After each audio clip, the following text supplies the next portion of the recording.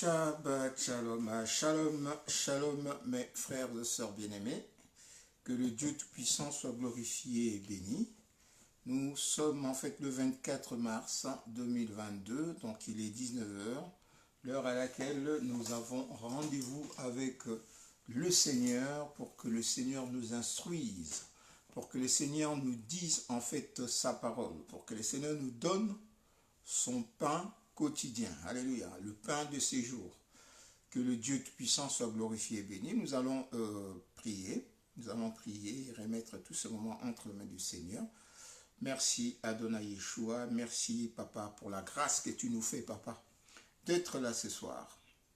Que ton nom soit glorifié, béni. Seigneur, nous voulons élever ton nom. Nous voulons, Seigneur, te donner la meilleure place, la première place, comme tu l'as été, comme tu l'es toujours, Père de gloire, dans nos cœurs. Nous voulons, Père de gloire, que tu prennes cette place qui est la tienne. Seigneur, merci. Merci pour la grâce que tu nous as donnée, Père de gloire, d'être là ce soir. Seigneur, beaucoup de nos frères et sœurs qui voulaient être là, qui devaient être là, Papa, toi, tu en as dessiné autrement, Père de gloire. Tu les as mis dans leur repos au nom de Yeshua, jusqu'à ce que tu reviennes. Nous aussi, nous allons le rejoindre à notre temps. Mais pour le moment, tu as laissé, Père de gloire, que nous puissions vivre, afin de te glorifier, afin, Père de gloire, de certaines choses qui nous manquent. 2, 3 points peut-être qui nous manquent dans la marche vers notre destinée. Et tu veux, Père de gloire, peut-être que notre robe est encore sale. Tu veux que nous puissions en fait en profiter pour le laver. Seigneur, nous sommes là pour cela, Papa.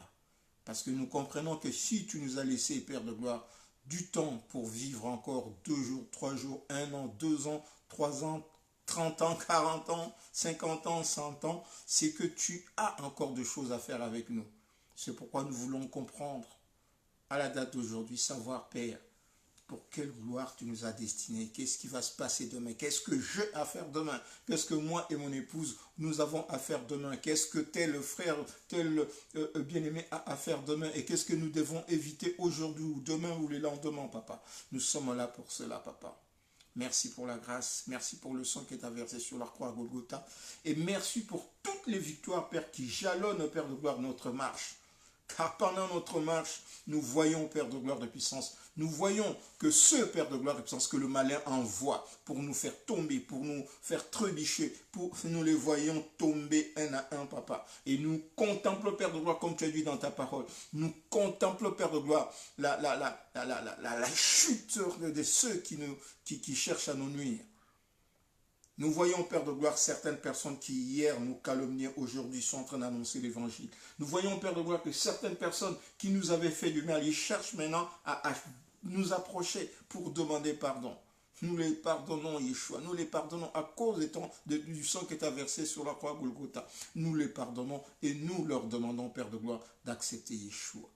De venir, Père de gloire de puissance, pour rentrer, Père de gloire, dans ton assurance. Seigneur, nous sommes là, Papa. Tu nous expliques, Père de gloire, le problème qui pèse, Père de gloire, pour l'humanité. Tu dis dans ta parole que mon peuple meurt faute de connaissance. Amen. Mon peuple meurt parce qu'il ne se connaît pas. Mon peuple meurt parce qu'il ne connaît pas qui est leur Dieu, qui je suis.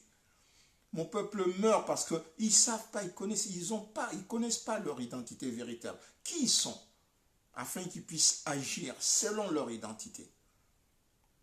Et comme nous ne connaissons pas notre identité, Papa, nous faisons les choses que nous voulons, alors que toi, notre modèle, tu veux autre chose. C'est pourquoi ce soir, Papa, tu nous parles de choix. Seigneur, nous laissons cette parole entre tes mains. Nous laissons ces partages entre tes mains, Yeshua. Ce partage, c'est un témoignage, Papa. C'est un témoignage par rapport à tout ce que nous avons vécu, par rapport à tout ce que nous avons traversé, moi et mon épouse, à tout ce que le frère et sœur ont traversé, Papa. Le bon choix. Merci, Yeshua. Merci, Père de gloire, de nous parler. Seigneur, j'ai envie de t'entendre. J'ai envie de t'entendre. C'est pourquoi je te demande maintenant, Papa, écarte tout ce qui ne vient pas de toi. Écarte toute distraction. Seigneur, mets tes paroles, Père de gloire, dans la bouche de ton serviteur, mets les paroles, Père, aussi dans les commentaires, Père de gloire, afin, Père de gloire, que nous puissions nous exhorter les uns les autres, afin que ce moment soit un moment, Père de gloire, de la manifestation de ton amour. car nous estimons, Père de gloire, nous qui sommes sur la chair et qui nous parlons de ta part, Seigneur, nous ne sommes pas plus que ceux qui sont assis sur le banc. Tu nous as envoyés auprès de ceux qui nous écoutent. Mais éternelle gloire, tu as encore, Père de gloire, tu as déposé quelque chose dans ceux qui nous écoutent pour nous. Et au temps marqué, Père de gloire, tu vas les relever, Père de gloire, afin qu'ils puissent et aussi donner le meilleur, Père de gloire, que tu as mis en eux. Merci pour cette grâce. Merci pour la victoire qui est accomplie sur la croix à Golgotha. Merci, Père de gloire, pour le sang que tu as versé. Merci, Père, pour ton amour. Merci pour l'expression de ton amour, Père de gloire, pendant toutes ces journées. Et toutes ces journées, nous n'avons vaincu que ça. Nous n'avons vécu que l'expression de ton amour. Merci pour les enseignements. Merci pour l'exhortation.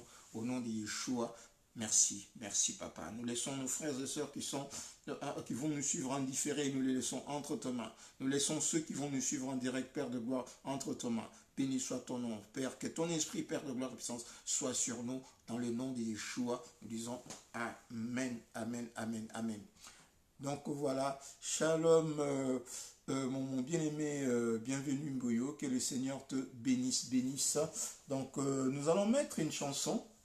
Gaël, Katinayo. Donc nous sommes dans le Seigneur. Puisque nous sommes dans le Seigneur, nous sommes entourés des grâces, nous sommes entourés des bénédictions et nous allons vraiment mettre cette chanson. Et pendant ces temps, nous allons inviter nos frères et sœurs qui ne sont pas encore là. Nous allons les inviter. Alléluia. Que Dieu soit glorifié et béni pendant ces temps. Gaël, avec l'ancien Gaël, avec notre prophète chantre Moloto, Alain, et tous les autres, je ne vois pas, comme je disais, hein, je connais en fait, mais il y a certains, je ne connais pas le nom. Et je vois le frère Atom, cela, méconnaissable, il était encore jeune. Hein, je vois maman Nadège, ils étaient encore très très jeunes, on voit pas, on le reconnaît même pas. Il faut vraiment les connaître pour le reconnaître. Alléluia. Il faut les connaître pour le reconnaître. Alléluia. Ça rime. Hein? Donc voilà. On va mettre Gaël.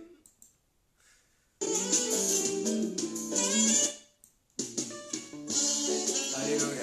Pendant ce temps, nous commentons, nous invitons.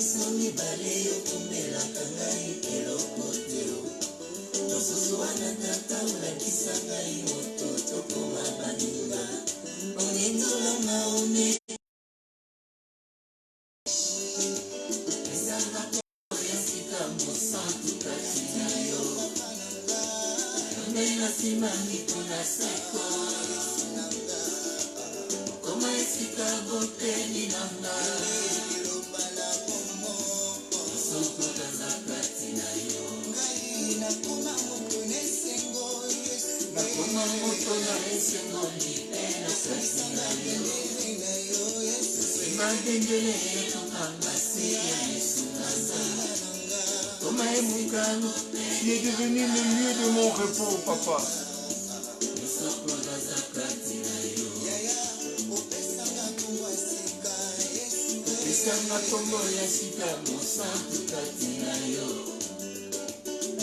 na simani pona seko Koma esika motemi nanga Soko naza kati na yo Nakoma mutu na esengo lipe akati na yo Simameke elonga masi ya Yesu nanga Koma esika motemi nanga Soko naza kati na yo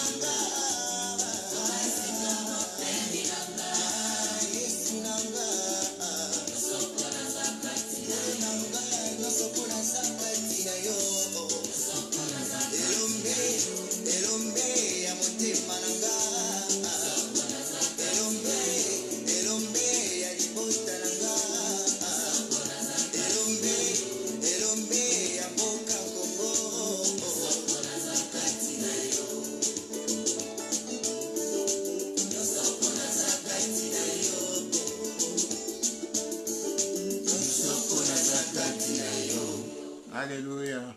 Alléluia. C'est parce que nous sommes dans le Seigneur que nous sommes entourés d'une certaine assurance. Nous sommes dans le Seigneur, c'est notre paix, Yeshua et notre shalom.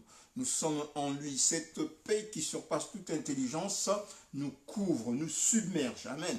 Donc c'est parce que nous sommes en lui, parce que nous sommes nés de Dieu. Alléluia. Donc ce soir, nous sommes là encore pour partager en fait la parole de Dieu, pour partager, pour nous exhorter les uns les autres, pour nous dire combien en fait Dieu nous aime et combien nous devons vraiment persévérer dans cette voie. Hein, on le voit, la voie en fait du salut, la route vers le royaume de Dieu, la route vers l'éternité. Combien nous avons vraiment intérêt à aller dans ces sens-là. Donc voilà, Notre message de ce soir, c'est la continuité du message de mardi dernier. Il y a toujours un choix. Hein, partie première qui était qu'on avait qu'on avait passé la soirée de mardi. C'était la première partie où nous avions parlé en fait de David. Amen. On avait parlé, non, on n'avait pas parlé de David, je suis en train de montrer le pinceau. Nous avions parlé de...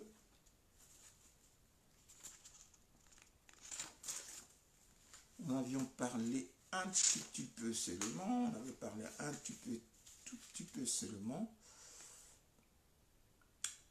Il y a toujours un choix. Et on avait parlé d'Abraham. On avait parlé d'Abraham. Le choix qu'avait fait Abraham, c'était un choix par incapacité. Donc Abraham s'était retrouvé en fait incapable de faire quelque chose et il a fait un choix. Mais ces choix ne s'est pas bâtis, en fait, n'étaient pas posés, ces choix n'étaient pas faits selon les directives de Dieu, en suivant les directives de Dieu. Alléluia. Et catastrophe, ben, c'est qui arrive lorsqu'on ne fait pas un choix selon les directives de Dieu, en n'obéissant pas à la parole de Dieu.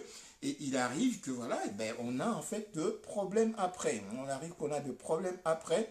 On a des problèmes inextricables après. On n'arrive même pas en fait à gérer parce que c'est des problèmes qui nous dépassent. Pour comprendre en fait pourquoi ces problèmes nous dépassent, pour comprendre cela, nous allons voir. Et aujourd'hui, en fait, nous allons voir par la grâce de Dieu, nous allons voir, vraiment, je prie que le Seigneur puisse mettre les mots qu'il faut dans les choses qui vont être dites. Nous allons voir, en fait, pourquoi, en fait, les conséquences de nos choix. Or, la volonté de Dieu nous dépasse. Et nous ne sommes même pas à mesure, en fait, de nous rattraper parfois. Amen. Donc, toute notre vie, en fait, toute notre vie, comme nous avons dit dans un petit texte, toute notre vie est jalonnée, en fait, de choix. Hein, toute notre vie, voilà. Même si ces choix-là, nous n'avons pas fait, il y a des choix que nous n'avons pas fait, il y a d'autres personnes qui ont fait à notre place des choix pour nous. Nous n'étions pas là, mais il y a toujours des choix. Donc, en fait, on va dire toute personne, lorsque nous sortons dans la rue, même nous-mêmes, avant de sortir dans la rue, il y a un choix. C'est-à-dire ou rester à la maison ou sortir. Par rapport à l'exigence ou à la priorité de la chose que nous avons, nous choisissons de sortir. Le matin pour aller au travail, il y a un choix que nous faisons. Soit dormir, soit s'élever et aller au travail. Donc par rapport à la priorité ou par rapport à l'importance, par rapport à l'importance de choses que nous avons et qui sont devant nous, nous sortons, nous faisons des choix. Donc toute notre vie est faite de choix. Amen. Maintenant, nous regardons maintenant Dieu dans son amour. Avec toutes les âmes, tous les hommes qu'il y a sur la terre, en un temps donné, le matin, lui, il fait un choix de réveiller tout le monde. Il fait un choix. Voilà. Et il n'a que de choix sur tous les hommes. Et nous aussi, nous avons du choix. Chaque matin, notre vie est jalonnée des choix. On peut s'asseoir un moment et en train de constater, et effectivement, nous allons constater que toute notre vie, du matin, toute notre journée, la vie d'abord, et toute notre journée est faite de choix. À tout moment, nous faisons de choix. À tout moment, bien aimé, à tout moment, nous faisons de choix. Maintenant, en fait, le problème, c'est que ces choix, même on va encore dire, même dans un passé lointain, quand nous n'étions pas encore vivants, lorsque nous étions encore, comme le Seigneur dit, dans la bouche de psalmiste, lorsque je n'étais encore qu'une masse informe dans le sein de ma mère, lui, Dieu, avait fait le choix de nous choisir comme son prophète, comme son serviteur, et il nous a établis dans sa préscience. Amen. Donc, dans sa connaissance éternelle, dans sa connaissance avant que le monde soit, Dieu avait fait le choix, voilà, telle personne sera comme ça, tel serviteur sera ça, telle servante sera ça, papa Justin, maman Christine, maman Annie, il l'a déjà prévu un chemin, un choix. Il a fait un choix pour chacun de nous. Comme il dit que dans un passé lointain, amen. Lorsqu'on voyait même qu'en fait, pour que nous puissions naître aujourd'hui, nous voyons, il y a nos ancêtres, il y a nos parents, nos arrière-parents, nos arrière-arrière-parents, et nous allons remonter jusqu'à Ève. Ève ne sait pas en fait qu'elle a un enfant, qu'elle avait un enfant comme papa Justin ou maman Christine, ou voilà, ou comme mon pasteur Ézéchiel. Ève, dans les jardins d'Éden, il n'a aucune connaissance de nous. Mais nous voyons que, parce que Ève avait fait un choix, et nous sommes sa descendance. Parce que Noé avait fait un choix plutôt, pardon, et nous sommes sa descendance. Parce que notre grand-père avait fait un choix, notre grand-mère avait fait un choix. Ils avaient choisi de se mettre ensemble et ils ont eu des enfants. Et les autres enfants, ici, à tout moment, il y avait un choix. Il y avait un choix d'avoir des enfants, de bien les nourrir, et de voilà. Et un jour, mon père, ma mère, le père de mon épouse et tout, ils ont fait un choix d'être ensemble, et un jour aussi ils ont fait un choix d'avoir un enfant, et c'était moi, et ils ont fait un choix, voilà. Et tout pendant, alors que moi je n'étais pas là, je suis le fruit d'un choix. Je suis le fruit de deux personnes qui ont fait le choix d'être ensemble, de se mettre en alliance, et voilà, je suis le fruit de choix de ma maman, de mes parents. Et donc, toute personne est le fruit de choix de ses parents. Amen. Donc d'autres personnes, nos parents par exemple, avaient choisi à notre place. Pour faire certaines choses, nous étions encore bébés, ils ont choisi. Un moment, voilà, pendant, nous voyons quand même naître, comme le bébé est né, les parents choisissent si ça, ils vont aller à l'hôpital. Deux fois, le bébé pleure. Ils ne savent pas pourquoi il pleure. C'est le parent qui prend la décision de l'amener à l'hôpital.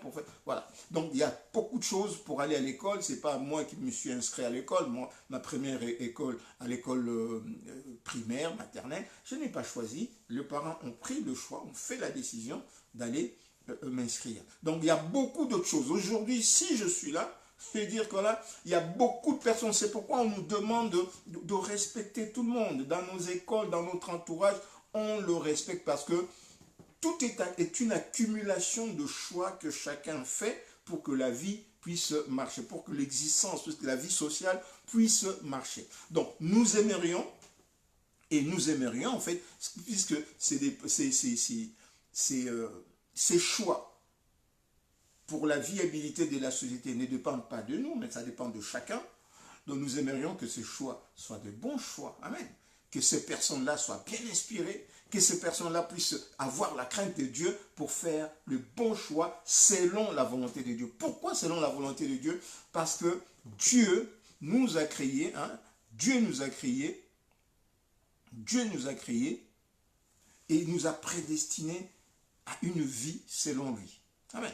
Dieu nous a créés à son image et il a prédestiné les hommes à vivre ensemble dans une vie sociale selon lui. Amen. Puisqu'il nous a créés à son image, il nous dit en fait dans sa prière modèle que ta volonté soit faite, que sa volonté soit faite sur la terre comme cela se fait au ciel. Donc notre volonté est déjà dictée quelque part. Donc notre volonté est dite quelque part et consignée quelque part dans sa parole et il nous demande de faire les choses selon cette volonté. Donc nos choix doivent être calqués selon sa parole. Alléluia. Selon sa parole. Pour atteindre notre destinée, pour accomplir nos projets. Nous avons toujours besoin de faire un choix. Nous avons à faire un choix. Lorsque nous sommes dans un carrefour, par exemple, on conduit une voiture, on arrive dans un carrefour, il faut prendre une direction, nous avons à faire un choix. À gauche, à droite, tout droit, voilà. Nous faisons un choix. Par rapport à notre destinée, nous faisons un choix. Lorsque nous avons mis sur notre GPS, voilà, c'est le nom, telle ville, et nous y allons, le GPS nous conduit. Alléluia. Et la parole de Dieu, c'est comme un GPS. Nous n'avons qu'à le suivre, à la suivre. Nous n'avons qu'à la suivre. Donc, dans un carrefour, pour prendre une direction précise, nous faisons un choix. Devant une décision à prendre, en famille, dans sa maison ou en société, avec ses amis, dans la rue, nous faisons un choix. Amen. Il y a un choix. Et lorsque survient une tentation, devant la tentation, lorsqu'il survient une tentation devant nous, nous devons faire un choix. Amen. Nous devons faire un choix. Choisir ce qui est bien, ce qui est malin. Dans le choix que nous faisons, nous devons choisir ce qui est bien par rapport à la chose que nous voulons faire et ce qui est mal. Et ce qui est bien par rapport à Dieu et ce qui est mal par rapport à Dieu. Donc nous faisons ce choix par rapport à notre Créateur. Amen. Mais le Seigneur veut nous faire conduire dans cette réflexion aujourd'hui pour comprendre en fait une chose. Alléluia. Pour comprendre, il nous a créés à son image et il veut vraiment que les choses s'effacent comme lui veut. Amen. Mais en fait, c'est que nous comprenons maintenant que la majorité d'hommes, la majorité des hommes que nous sommes, nous avons toujours tendance en fait à faire les choses non pas comme Dieu veut, mais comme nous voulons. Amen. Comme nous voulons, ou comme certains principes dans certains mondes ou certaines loges, certaines corporations dans lesquelles nous sommes rentrés, nous avons tendance à faire les choses comme ces corporations, comme ces groupements, ou comme nous-mêmes, non pas comme Dieu. Amen. Donc nous écartons en fait de la volonté de Dieu pour faire les choses comme nous voulons, ou comme certaines corporations dans lesquelles nous sommes rentrés. Alléluia. Donc maintenant, c'est soit ces corporations-là qui nous dictent en fait notre conduite, qui est vraiment à l'écart de la volonté de Dieu. Amen. Et ce qui est encore plus flagrant, c'est que deux serviteurs de Dieu que nous sommes, des servants de Dieu que nous sommes, nous avons cette tendance à suivre en fait les paroles du monde, à suivre nos désirs charnels, les choses temporelles, plutôt que de respecter la parole de Dieu. Et c'est ça en fait qui cause problème. Hein, c'est ça en fait, comme on a dit, c'est la question de ce live. Amen. Pourquoi beaucoup d'entre nous, serviteurs et servants de Dieu, nous choisissons si facilement de désobéir à Dieu en suivant l'attrait de la chair, en suivant nos intérêts matériels, en suivant des choses passagères, en suivant des gloires éphémères sur le manger, sur le boire, sur le vêtir. Nous suivons ces choses-là. Nous les mettons comme nos dieux, nous les mettons comme des carrefours, comme des choses indispensables à notre vie, à notre existence. C'est-à-dire que voilà, si je ne m'habille pas bien, si je ne m'habille pas comme il faut, donc je n'y suis pas. Voyons, il y a même un prophète qui s'est vanté de toutes les qualités physiques, les aptitudes physiques, le charisme pour faire, pour faire des choses. Et on s'est dit, bon, il y a vraiment des choses il y a des gens vraiment qui sont cramponnés, qui sont ancrés sur les choses du monde pour faire le travail de Dieu, qui sont ancrés sur leur apparence pour faire le travail de Dieu, qui sont ancrés sur leur éloquence. C'est des trucs là, c'est leur éloquence qui fait que les gens le suivent sur les réseaux sociaux, que c'est leur prestance, leur charisme qui fait que les gens... Amen. Effectivement, il y a des ignorants qui suivent. Il y a des ignorants qui suivent des gens parce qu'il y a une certaine éloquence. Ah, il parle bien. J'en connais même quelqu'un qui... lui, il parle bien. Mais le Seigneur Dieu s'en fout, puis c'est lui qui a créé la parole. C'est lui qui donne la parole. Moïse a fait des grandes choses. Moïse était bègue. Il bégayait Moïse. Amen. Moïse, il bégayait. L'apôtre Paul, à un moment, il bégayait lui aussi. Alléluia. Donc, il y a des gens qui... Le prophète, un des plus grands prophètes, de tous ceux qui sont nés des femmes, le plus grand prophète, le nouvel Élie, Jean-Baptiste. Vous savez comment il était habillé, ce qu'il mangeait. Alléluia. Donc la Bible nous dit que là, il était habillé des peaux de bête, une ceinture de courroie de ceinture de peaux de bête. Et il s'habillait, il sortait dans le désert. Il n'était pas dans le grand palais. Il était dans le désert. Il mangeait des sauterelles, des miels sauvages. Alléluia. Mais c'est avec cette personne-là. Le Seigneur l'a mise en fait dans cette condition pour faire de grandes choses. Alléluia. Bon, je ne veux pas dire que voilà, mais ça, c'est que les gens puissent se mettre dans des trucs, en fait. Voilà. Et c'est la question pour introduire ces lives. La réponse à cette question, elle est toute simple. On va la donner tout de suite. Pourquoi nous suivons si facilement les mouvements du monde? Pourquoi nous suivons si facilement ce qui se disent, c'est toutes les choses qui se disent en fait dans les loges. Nous le suivons alors qu'en tant que serviteurs de Dieu, nous rentrons dans, on ne peut même pas dire que là, mais non, la parole de Dieu et tout. Des fois quand on va prononcer le nom de Jésus, ils nous interdisent là-dedans, ne prononce pas le nom de Jésus. On se tait. Je parle, lorsque j'ai dit nous, parce que je ne me désolidarise pas même de ceux qui tombent, même de ceux qui sont dans les loges. Ils sont membres du corps de Yeshua parce que Yeshua revient bientôt. Le coup de la trompette n'est pas encore sonné. Donc je dis que voilà, ils sont mes frères, ils doivent sortir de là pour regagner la maison. Amen. Comme je ne vais pas faire comme l'enfant, le frère de l'enfant prodigue qui était resté à la maison. Et lui, il n'était pas content que le fils de son frère puisse revenir. Il aurait mieux voulu pour lui, hein, il aurait mieux voulu que le frère reste là-bas. Lorsqu'il a vu la fête, il dit non, non, non, c'est pas possible. Moi, je suis là, hein, tu n'as jamais rien fait pour moi, mais c'est lui qui vient, un jour, tu lui fais la fête. Non, nous ne sommes pas comme celui-là. Nous sommes des enfants de Dieu, nés de l'Esprit, et le Saint-Esprit, Yeshua, lui, il est agissant. Amen. C'est pourquoi nous les appelons comme nos frères, afin qu'ils puissent sentir l'amour que nous avons pour eux. Comme un bien-aimé disait que voilà, c'est l'amour. Dieu, c'est mon papa, mon prophète Sam, qui disait, voilà, c'est l'amour. L'amour doit nous animer pour que nous puissions inviter nos frères, les accueillir. C'est l'amour qui motive le monde. Et c'est l'amour qui doit aussi motiver nos actions. Alléluia. Donc, et la réponse à cette question, hein, pourquoi nous y allons si facilement, nous abandonnons la parole de Dieu si facilement? Parce que, comme nous le verrons au travers des exemples que nous allons prendre, là, comme on avait cité, l'exemple de David et l'exemple de Nabal d'Abigaël, nous verrons dans la Bible, en fait, c'est que c'est juste, en fait, une question de désobéissance à la parole de Dieu. Alléluia. Donc, le choix que nous faisons nous fait désobéir à la parole de Dieu. Le choix que nous faisons devant cette situation, le choix que nous faisons nous fait aller loin de la volonté de Dieu. Il ne nous aide pas à accomplir la volonté de Dieu. Il ne nous fait pas accomplir la volonté de Dieu. En gros, nous désobéissons à la parole de Dieu. Alléluia. Et nous allons voir.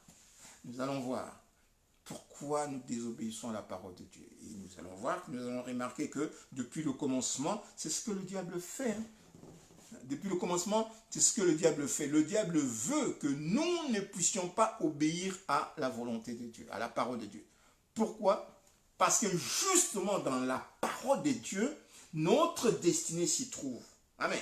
Notre destinée se trouve dans l'accomplissement de la parole de Dieu. Et le diable ne veut pas que nous marchions selon la parole de Dieu, parce que c'est la voie droite pour atterrir, pour arriver à notre destinée.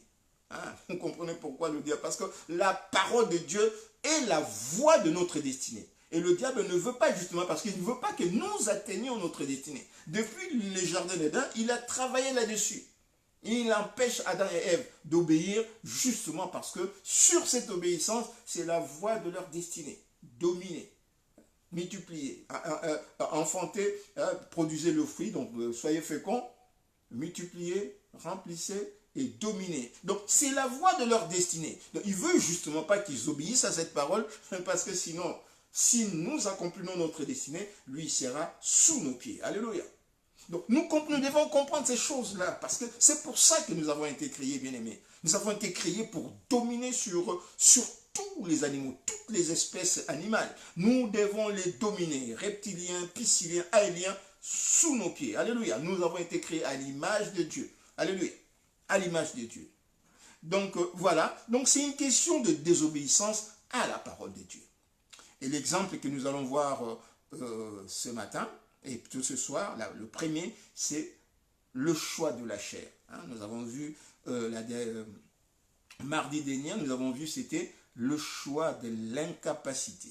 Donc, Abraham s'était trouvé avec Sarah, sa femme, il s'était trouvé qu'ils étaient incapables de faire quelque chose, et ils ont fait un choix de choisir un moyen selon ce qu'eux ils voyaient. Ils ont trouvé cette femme. Et aujourd'hui, les enfants d'Israël, ils ont des problèmes avec des Ismaélites. Et les Ismaélites, c'est toute la population arabe qui est tout autour, musulmane, qui sont tout autour là, qui viennent, qui cherchent à récupérer Jérusalem comme la ville de leur ancêtre Abraham. Et c'est le combat qui continue jusqu'à aujourd'hui. On voit que la ville sainte, elle est là. La ville sainte chez Jérusalem, la ville du grand roi Yeshua, et ils sont là tout autour. Donc Yeshua, dans Jérusalem, on trouve, il y a des musulmans qui ont mis en fait leur Kaaba, hein, la Mecque, à côté, le Kaaba et tout machin, leur temple, et voilà, il y a d'autres, ils sont tous là. Amen. Donc leur lieu de pèlerinage. Mais Jérusalem a été bâtie sur instruction du Yeshua, le Seigneur, par Salomon. Alléluia. Donc aujourd'hui, premier exemple, le choix de la chair avec le roi David, que nous allons lire tout de suite dans 2 Samuel 11 et 12. Amen.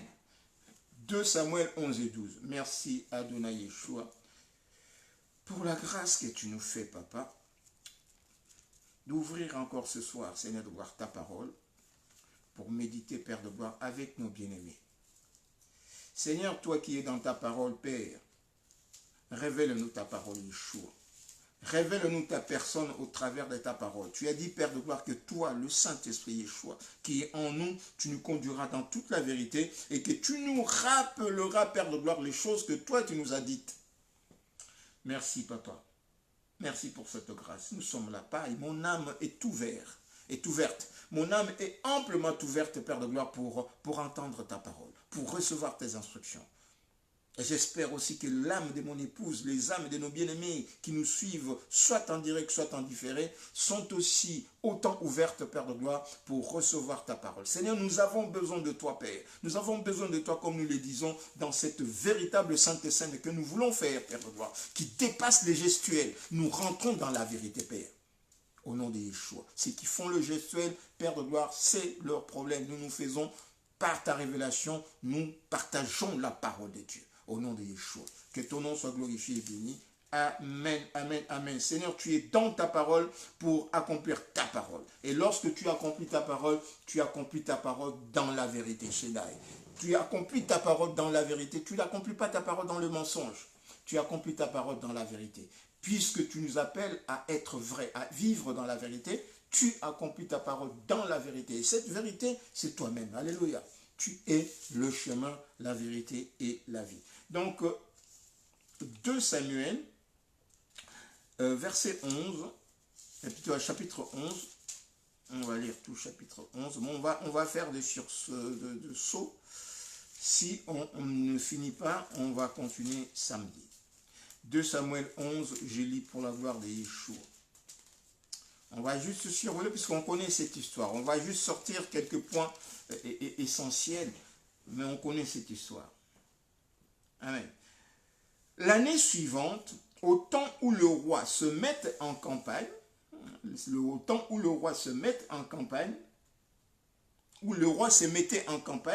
David envoya Joab avec ses serviteurs et tout Israël pour détruire le fils d'Ammon, pour assiéger Rabat, mais David resta à Jérusalem. Alléluia. Un soir, David se leva de sa couche, et comme il s'est promené sur le toit de la maison royale, il aperçut de là une femme qui se baignait et qui était très belle de figure. Alléluia. David fit demander qui était cette femme, et on lui dit, n'est-ce pas Bathsheba, fille d'Eliam, femme d'Uri l'Héthien? Et David envoya de gens la chercher. Elle vint vers lui, et il coucha avec elle après s'être purifiée de sa souillure. Elle retourna dans sa maison. Après s'être purifiée de sa souillure, elle retourna dans sa maison. Cette femme devint enceinte, et elle fit dire à David, je suis enceinte. Alors David expédia cet ordre à Joab, envoie-moi Uri le Héthien, et Joab envoya Uri à David. Uri se rendait auprès de David, qui l'interrogea sur l'état de Joab, sur l'état du peuple et sur l'état de la guerre. Puis David dit à Uri, descends dans ta maison et lave tes pieds. Uri sortit de la maison royale et il fut suivi d'un présent du roi. Mais Uri se coucha à la porte de la maison royale avec tous les serviteurs de son maître. Et il n'est descendu point dans sa maison. Alléluia.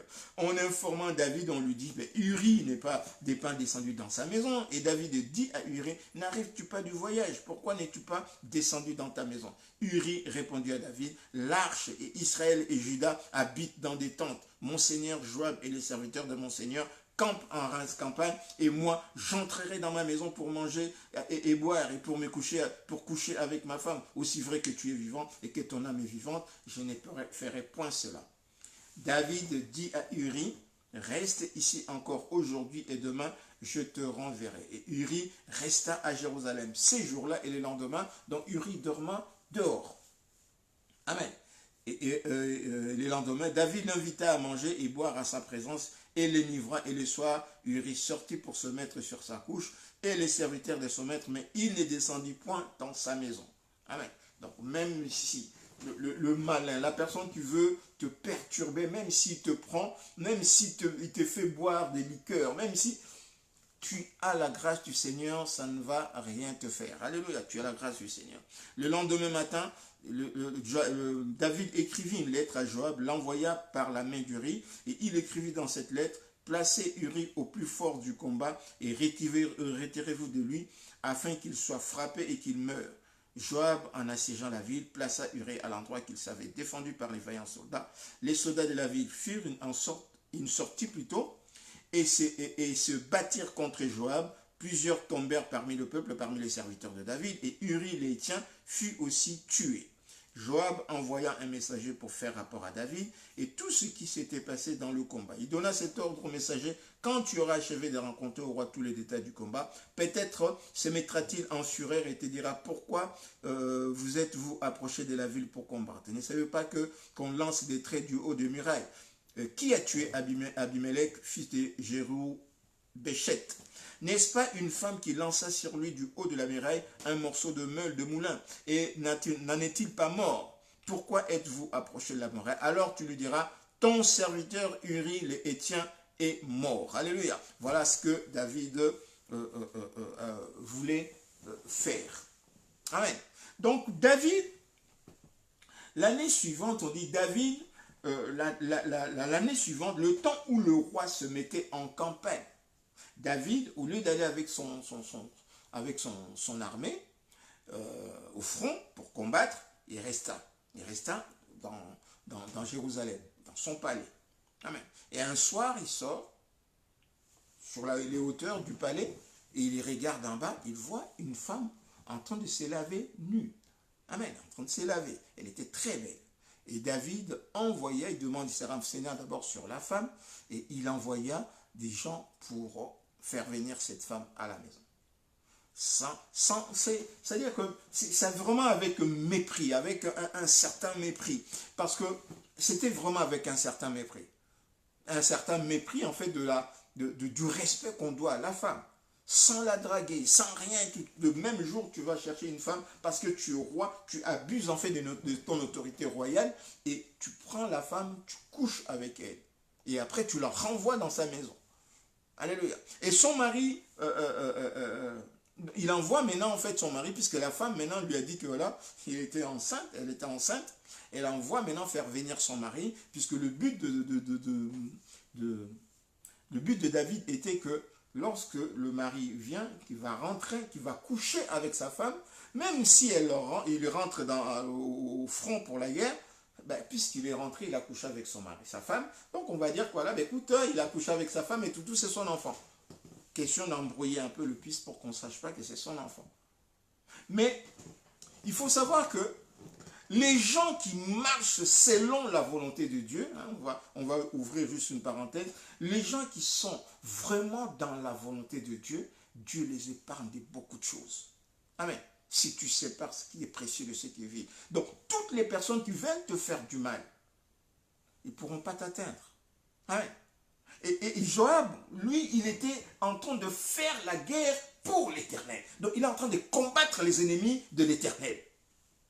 Et il était dans cet esprit. Ce n'est pas lui qui est rentré, mais c'est le malin qui l'a fait sortir avec l'autorité royale. Amen. Comme des serviteurs de Dieu qui sont en train en fait d'induire les autres en erreur à cause de leur autorité. Ils profitent de leur autorité, de leur nom, de leur titre pasteur, de leur titre prophète, de leur titre, et avec une certaine prestance et tout, parce qu'en ce moment-là, les gens ont peur, les gens le respectent. Ne touchez pas loin de Dieu. Amen. Et ils profitent de cette situation pour exploiter en fait le jeune, pour exploiter en fait les femmes, pour exploiter les personnes ignorantes, même des grandes personnes, mais qui sont ignorantes. Ils en profitent pour leur tirer des sous, pour les exploiter, coucher avec les filles, coucher avec les garçons pour leur donner de l'argent. Et pourquoi? Parce que ces attitudes, ils font ces choix-là parce que leur loge, ou là où ils ont été scellés des pactes, oblige, en fait, les oblige à vivre comme cela. Donc ils ont fait ce choix-là. Amen. Ils ont fait ce choix.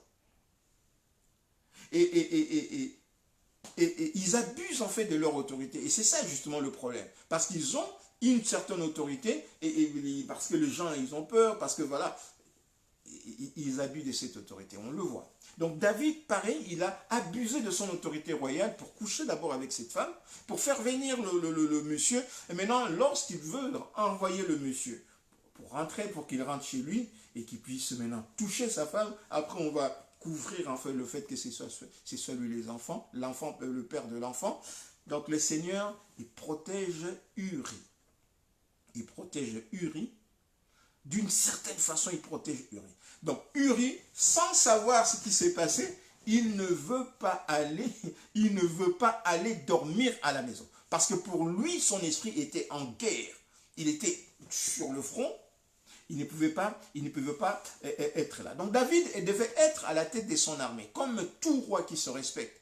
Nous voyons en fait lorsqu'il était venu rejoindre Saül, lorsque Saül combattait en fait le Philistin, Saül était là avec avec ses guerriers. Il y avait même les frères de David qui étaient avec Saül, à la tête au champ de bataille. Et David, son père lui avait demandé, le jeune David, son père lui avait demandé d'aller au front pour donner en fait de la nourriture à ses frères. Donc, pour voir que David devait être là. C'était une période où le roi se mettait en campagne. Il y avait des guerres. C'était peut-être l'été, puisque les gens peut-être à l'époque faisaient la guerre pendant l'été, puisqu'il y avait la saison de pluie où ils choisissaient une période où il faisait beau pour faire la guerre. C'était cette période-là où on faisait souvent la guerre. Donc David, au lieu d'être en fait dans sa mission en tant que roi, sur la tête, puisque en tant que roi, il est le garant, le chef de l'armée du peuple d'Israël. Nous avons vu que lorsqu'il y avait, avec Josué, il fallait détruire en fait le mur de Jéricho. Qu'est-ce qui était venu devant Josué pour rencontrer Josué? C'est le chef de l'armée de l'Éternel. Et le chef de l'armée de l'Éternel, c'est Yeshua, le Dieu Tout-Puissant lui-même, Améchia. Il était là. Il était à tête, c'est lui qui est venu voir maintenant en fait son serviteur Josué pour lui dire voilà, nous sommes là. Amen. Et nous avons vu comment le mur de Jéricho était tombé. Parce que le roi doit être avec son peuple. Et lui, David, il a minimisé en fait les fils d'Amon. Il a minimisé en fait les fils d'Amon. Amon, les Ammonites, nous avons vu, il y avait l'histoire de Ruth, la Moabite, il y avait des Ammonites là-dedans. Donc, il a minimisé en fait les fils d'Amon. Il a préféré rester en fait dans son confort. Et lorsqu'on n'est pas dans la volonté de Dieu, lorsqu'on a fait un mauvais choix, parce que tout part de là, tout part du choix que David avait fait, le premier choix que David avait fait, de rester dans son palais au lieu d'être en fait à la tête de son peuple. C'est ça en fait l'erreur de David. C'était pas la volonté de Dieu. Parce que c'était la période où le roi se mettait en campagne. Et il devait être à la tête de son peuple. Puisque le royaume d'Israël était menacé par le fils d'Amon. Par le fils d'Amon qui voulait assiéger Rabat. Donc il devait être à la tête de son peuple. Pour conduire en fait cette bataille. Le chef de l'armée. On va voir, par exemple, on a une guerre, et puis le chef de l'armée, paf. Nous voyons, par exemple, à l'époque de Mobutu, lorsqu'il y avait, il était là. Amen. Il était là, c'est le chef de l'armée. C'est lui qui doit être à la tête, c'est lui qui doit galvaniser, en fait, le moral de ses troupes. Amen. Donc lui, il a fait le choix de désobéir à Dieu et de rester à la maison. Amen. Donc lorsqu'on est rentré, en fait, dans l'engrenage du mauvais choix, et c'est une suite de mauvais choix. C'est une suite de mauvais choix. Il était resté à la maison et il traînait, il n'arrivait même pas à dormir. Donc il dormait, et puis il y a quelque chose qui l'a réveillé. Donc nous savons de fois, nous les hommes, nous savons déjà que quand tu dors, il faudrait vraiment en fait que sa femme à côté. Donc il dormait, la nuit il s'est réveillé, et il a traîné, je ne sais pas en fait, c'était je ne sais pas en fait, j'arrive des fois à comprendre, à chercher à comprendre. Un soir, David s'éleva de sa couche et comme il s'est promené sur le toit de la maison royale, il aperçut. C'était le soir, donc il faisait nuit. Je ne sais pas en fait, peut-être à cette époque-là, de l'autre côté, le soir, il y a encore la lumière. Hein? Est-ce que le soir, de ce côté-là, le soir, il y a encore la lumière? On ne sait pas. Mais en tout cas, c'était le soir, mais David pouvait voir. Il pouvait voir une femme qui était un peu plus sur le bas-côté, en train de se laver, et voilà. Il a vu. Et il a vu, voir, c'est pas un problème. On peut dire, voilà, j'ai vu. Et puis elle est belle, et puis après on s'arrête là. Mais non. Il a vu, et puis son corps s'est réveillé, et il s'est demandé qui était cette femme-là. Mais tu n'as rien à faire. Au lieu de combattre contre les armées de l'Éternel, toi, tu es en train de rentrer en fait de connivence avec les ennemis, sous une autre dimension. Parce que c'est ça, en fait, des fois qui nous trompe. Amen. On regarde une armée physique et on néglige, en fait, l'armée spirituelle. La Bible nous dit que là, ce n'est pas contre la chair et le sang que nous combattons, mais que c'est contre les esprits, les démons. Amen. Les démons utilisent la chair.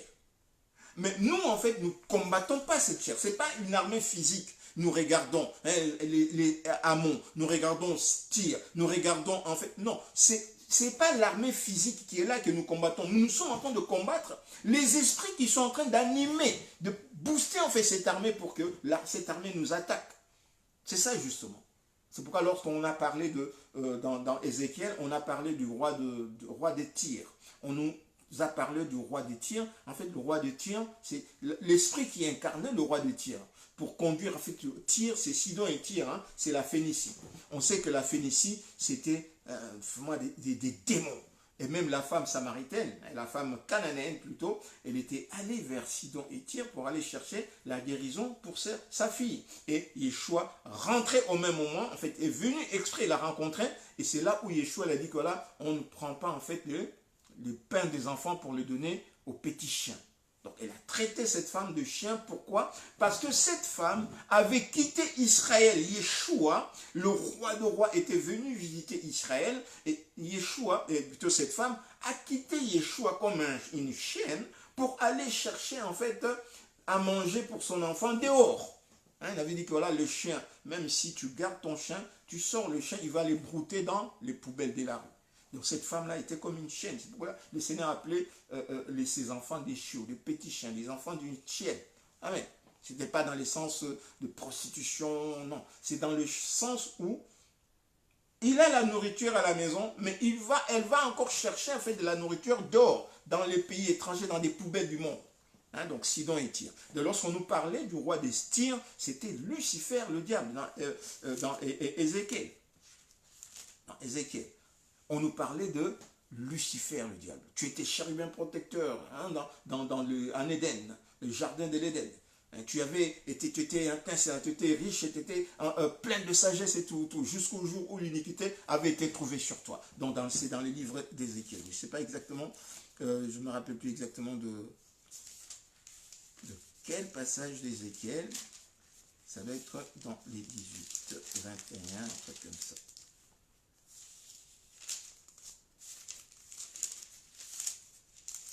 C'est dans Ézéchiel 28, à partir du verset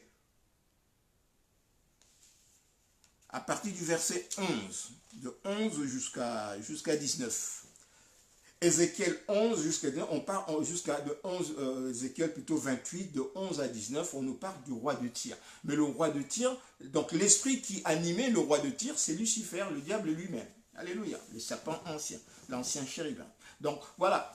Et David, il a minimisé en fait les Ammonites. Il est resté. Il a dit que voilà, bon, Joab qui était mon bras droit, il va arriver, et il est resté. Et là, c'est le désir de la chair. Amen.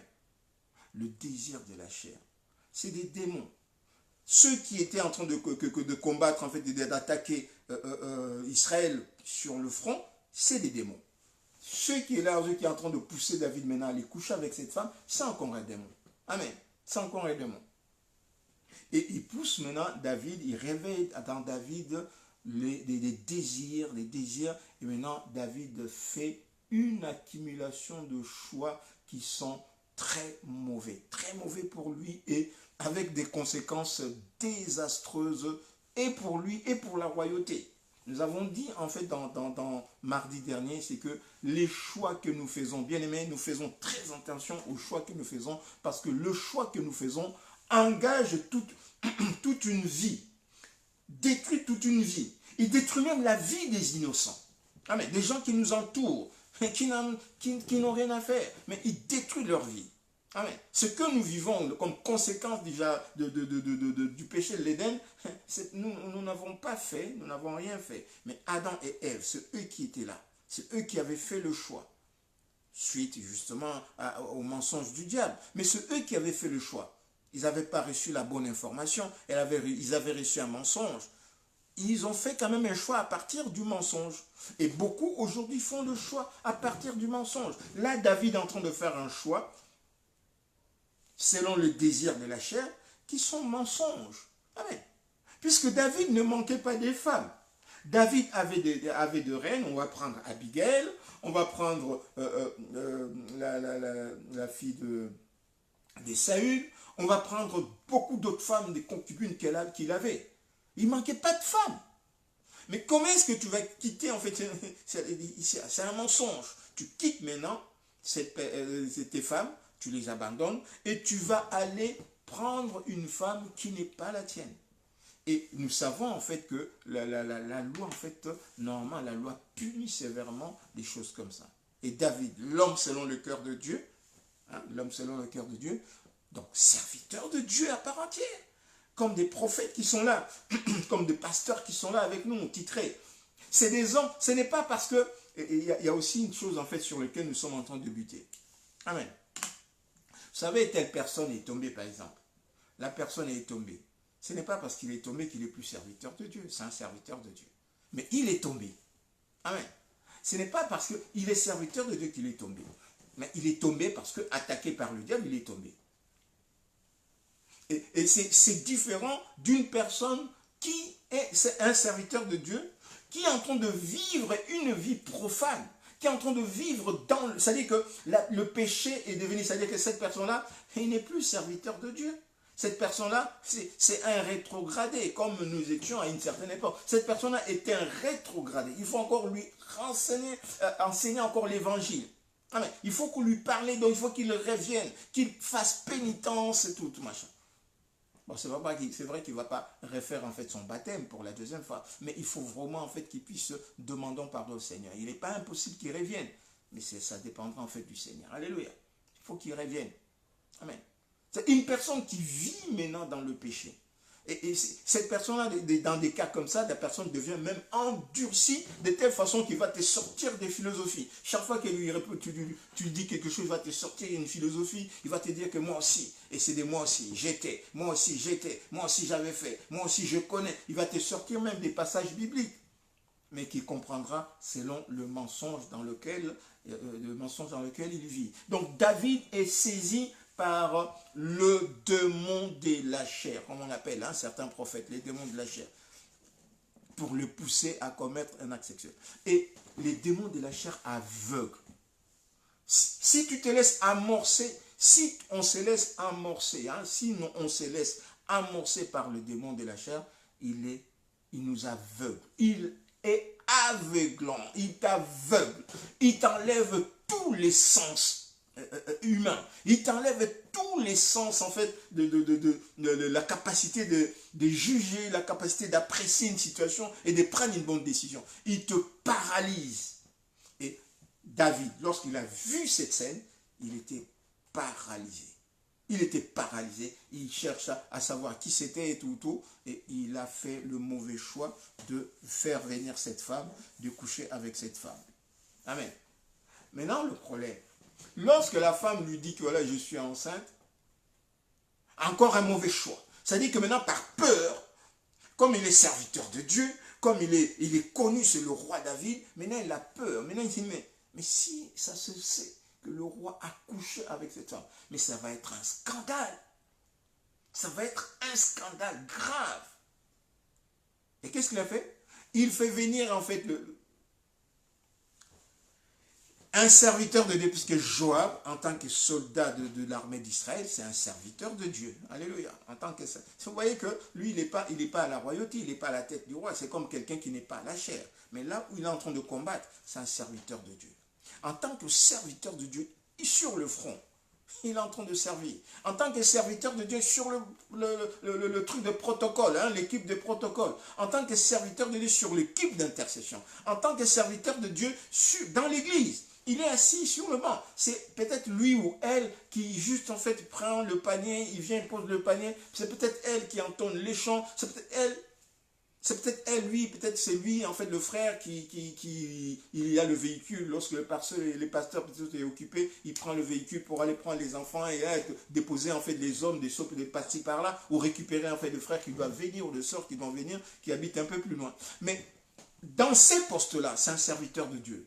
Il n'a rien de plus que le pasteur, il n'a rien de moins que le pasteur, puisque chacun est sur son poste. Amen. Vous voyez, il y a plusieurs leçons dans cette histoire. Amen. Et lui, David, maintenant, pour lui, en tant que roi, donc la vie de Joab, de Uri, n'avait pas d'importance. Amen. La vie de Uri n'avait pas d'importance. Donc lui, en tant que roi, il était plus important. Comme nous, en tant que pasteur, en tant que docteur, en tant que prophète, nous pensons avoir plus d'importance que ceux qui sont sur le banc. Amen. C'est un serviteur de Dieu et Dieu aussi le protège. Alléluia. Donc Dieu a protégé Uri. C'est bizarre, hein? Dieu a protégé Uri pour que Uri... Oh là là. C'est-à-dire que quand David a couché avec la femme d'Uri, on dit que voilà, deux personnes qui couchent ensemble, ils deviennent une seule chair. Amen. Donc Dieu ne pouvait pas laisser Uri aller rentrer dans cette abomination. Amen. Sa femme là était souillée. Donc si Uri rentrait dans sa maison, allait se mettre avec sa femme et voilà. Donc il y a des situations comme ça. Des fois, toi, tu es loin de l'autre côté, tu ne sais pas. Ton mari de l'autre côté, il s'est déjà souillé parce qu'il est allé avec notre femme. Il est déjà souillé. Peut-être tu ne sais pas ta femme de l'autre côté, tu ne sais pas. Elle est allée déjà avec une autre personne et elle est souillée. Et Dieu, maintenant, dans sa protection, il t'interdit, il barre tout le chemin pour que tu n'y arrives pas. Pour que tu ne t'approches pas à la personne. Voilà. Pour pas que tu approches la personne. Parce que toi, en ce moment-là, tu es pur. Tu es pur et tu ne peux pas. Le Seigneur ne te permet pas maintenant, ne permet pas Uri d'approcher en fait son épouse, sa femme. Parce que la femme est déjà un avec David et l'essuyée. C'est une abomination. Amen. Et David, maintenant, dans son idée de faire venir Uri, Uri rentre dans la maison, il couche avec sa femme, et puis voilà, c'est fait quoi? C'est fait, hey, c'est l'enfant de Uri et tout machin, puisque lui, il va repartir sur le front. Et Dieu a protégé Uri pour pas qu'il ne se souille pas en fait dans ces trucs, dans cet amalgame d'esprit, des trucs, des démons qui étaient là déjà. Amen. Et David, par son choix, il a fait pécher cette femme. Il a fait pécher cette femme. Il a tué. Vous voyez l'esprit en fait l'esprit en fait des démons de sexe lorsqu'il vient, l'attrait sexuel, le démon du sexe, de la chair, il fait de ravages. Nous ne savons pas si Joseph ne s'était pas sauvé. Si Joseph ne s'était pas sauvé, nous ne savons pas ce qui allait se passer après. Il aurait peut-être couché avec sa femme, ou la femme l'aurait forcé à coucher avec lui, avec elle plutôt. Et nous ne savons pas ce qui allait se passer derrière. C'est-à-dire que, vous voyez que, comme le Seigneur prévoyait de faire venir en fait Israël, hein, les enfants d'Israël, les 12 tribus qui restaient, les 12 enfants qui restaient, il avait le projet de le faire venir en Égypte, puisqu'il avait déjà dit à Abraham qu'ils iront étrangers dans un autre pays, ils seront esclaves là-bas. Donc il allait faire venir tout. Vous voyez que tous ces programmes, tous ces projets de faire venir les 12 tribus en Égypte, allait être compromis. Amen. Donc c'est tout un peuple qui allait souffrir à cause d'un mauvais choix que Joseph aurait fait. Amen. Et Joseph, comme Joab, Joseph sauvé. Il s'est sauvé. Le Seigneur nous dit que voilà, le péché, tout autre péché, c'est bien, vous pouvez résister, hein, mais le péché de la chair, fuyez. Amen.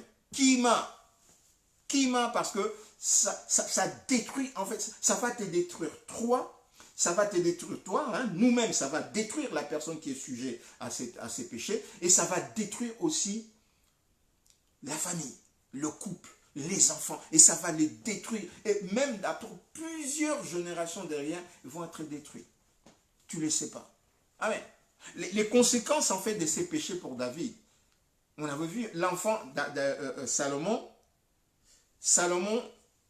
on va dire, puisque même si après la mort de Joab, même si après la mort, je ne dis pas la mort, l'assassinat de Joab, puisque David avait assassiné Joab, plutôt Uri, avec la complicité de Joab d'ailleurs. Il a assassiné Uri. Donc, moi je peux dire, même si le Seigneur avait fait grâce à Salomon après, mais Salomon, je ne sais pas, c'est un enfant d'inceste. C'est un enfant de péché. Dieu a fait grâce, comme l'enfant est mort, mais avec la même femme, il a eu Salomon. Amen. Et nous avons vu en fait l'attitude de Salomon. Salomon était, voilà. Bien qu'au roi, il était avec toutes les femmes du monde. C'était un homme, comme on dit, c'était un homme sage, bien sûr. Il était très intelligent, il craignait Dieu, mais il s'était laissé facilement pencher vers d'autres personnes. Parce qu'il y a cet esprit-là qui suit. Amen. Il y a cet esprit-là. Et qu'est-ce qu'il y a eu après? Dans cette attitude de Salomon, avec les femmes étrangères et tout, la reine de Shabbat avec l'autre, et qu'est-ce qui s'est passé après la reine de Shabbat plutôt? Il y avait schisme, séparation. Il y avait l'idolâtrie qui était rentrée en fait dans Jérusalem, dans Jérusalem, dans Israël. Il y avait une telle ampleur d'idolâtrie que 12 tribus, sur les 12 tribus, 10 tribus sont tombées dans l'idolâtrie, qui faisait le royaume d'Israël, et il est resté Juda et Éphraïm. Amen. Donc Juda et Éphraïm sont restés, et les 10 autres tribus sont parties. Ils étaient tombés dans l'idolâtrie avec la capitale pour Samarie, et l'autre capitale était Jérusalem. Amen. Vous voyez que c'était la conséquence du sexe, de l'attrait sexuel, du choix du sexe. Amen. Le choix que nous impose en fait l'attrait sexuel. Amen. Donc David fit un choix dicté par le désir sexuel, les choix de la chair, et le choix de la chair, bien aimé, c'est le choix de la destruction. Tous les autres choix, tous les autres péchés aussi sont des péchés de la destruction, mais le choix de la chair, ça te détruit. Amen. Ça te détruit, toi, la famille et tout. Donc, des fois, c'est même pas un témoignage à dire, c'est à vivre. On le voit tout autour de nous, on entend des témoignages, tout ce qui s'est passé, on voit, on sait. Voilà, il s'est passé. Les enfants sont de l'autre côté. Voilà. Pourquoi? Parce que un jour, on a pris une mauvaise décision. On a fait un mauvais choix, le choix de la chair. Et on a détruit la famille. On a détruit la famille, les enfants sont à côté, les enfants sont à gauche, à droite.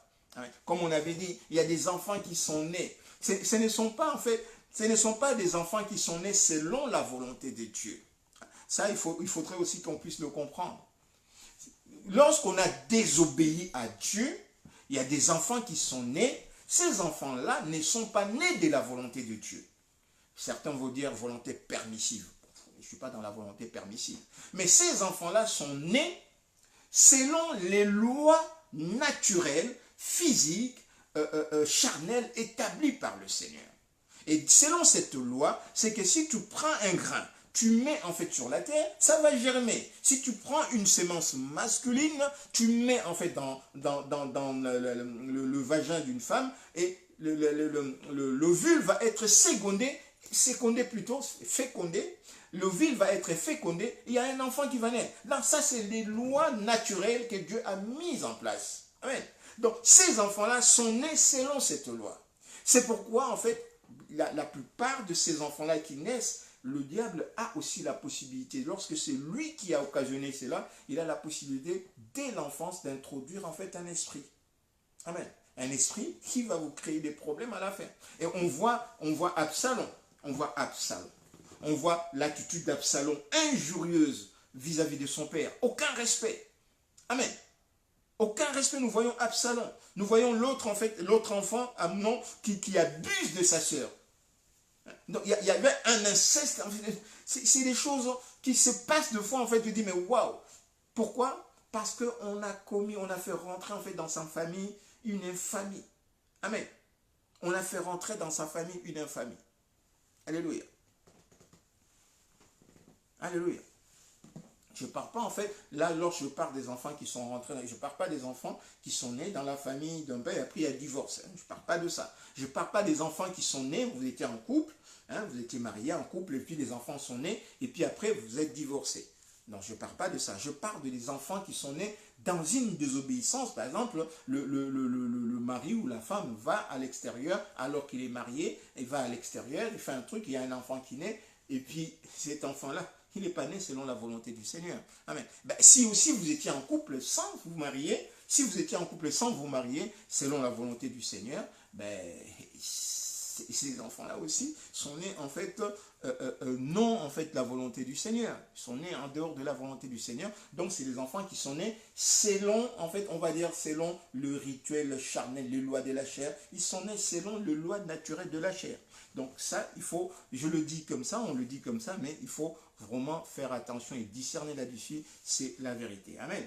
Donc voilà, et donc le choix de la chair, le choix du désir, un choix dicté par le désir de la chair, a fait que David, dont le Seigneur avait promis en fait un royaume éternel, un royaume qui dure, David a vu voilà, que ces royaumes, oui, ces royaumes a duré, mais ces royaumes était jalonné durant toute sa durée, était jalonné en fait des choses, des souffrances, des choses difficiles, et pour lui-même, et pour ses enfants, et pour les enfants de ses enfants. Amen.